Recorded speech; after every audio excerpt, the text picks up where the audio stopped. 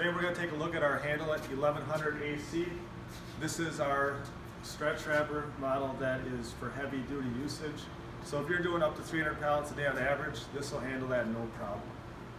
Looking at the basic components of the machine, at the turntable here, you'll see there are fork pockets here, so you can easily transport this around the warehouse. This machine does come assembled how it looks right now. So when you get it, you basically pull it off of those fork pockets of the trailer. You set it to where you want to wrap your material, and then it's a simple 110 plug-in. As we come around the back side here, you'll see we have the carriage and the mast. These do come standard with a 250% pre-stretch carriage on them, which allows you to maximize your film usage. Also, another nice feature, it comes with auto cutout as a standard. So at the end of the wrap cycle, it'll automatically cut the film for you. The film is loaded here, which is nice because it's right by the controls on the same side. And if I open this carriage door, you can see we just insert the film through here, and these are the pre-stretch carriage rollers right here. Come around the back side onto this roller, which you pull through, and you can pull the film to attach. If the unit is not on, you can't pull this. You have to turn the unit on because that roller controls the pre-stretch carriage that allows it to move. Another nice thing about this mast and the carriage, the way it works together, it's a rack and pinion mast and carriage. Most stretch wrappers use a normal chain pulley system. Over time, that will wear out. This is a more robust way of doing it.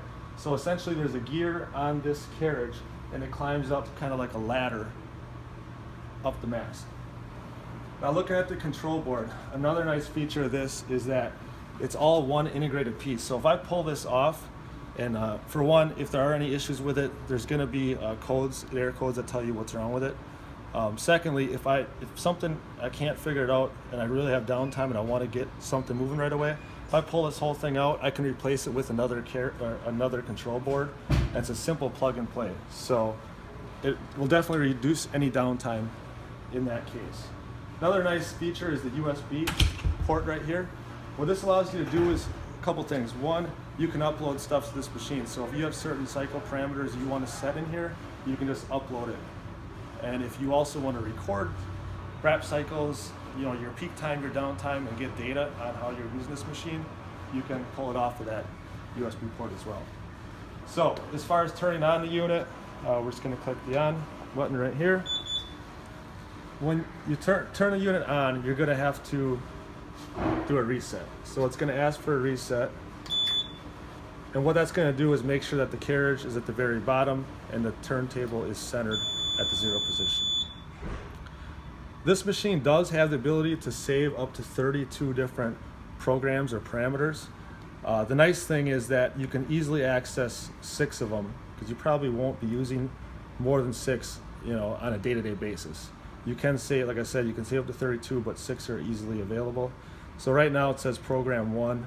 So if I click P2, it's going to show program 2, P3, 4, 5, 6. So program 1, if I'm wondering, well, what is program 1? What does it consist of? If I scroll down and I go into, let's say, I want to know what type of cycle is this. If I click OK, I can see that it's saying the carriage is going to go up and it's going to go back down. You can also do these other things, only downwards. You can do layers, you can do manual TSD, and you can do by pallet and only upwards.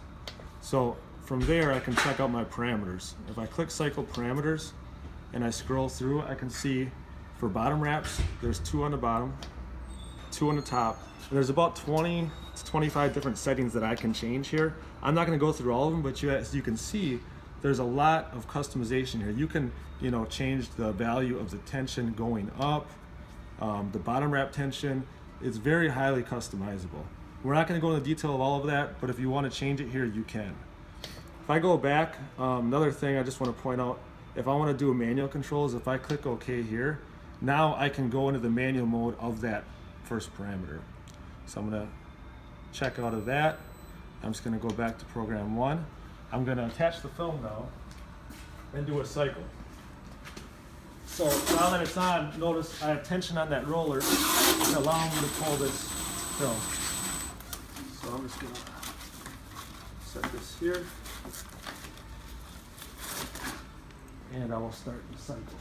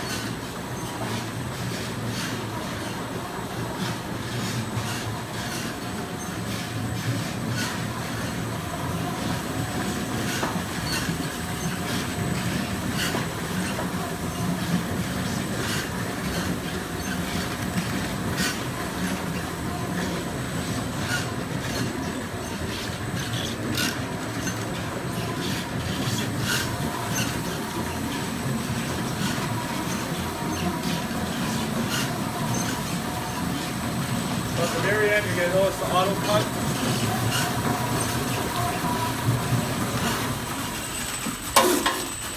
Punctured the film, and as it's ending, that's going to tear off. And now you can remove the pallet and move on to the next one.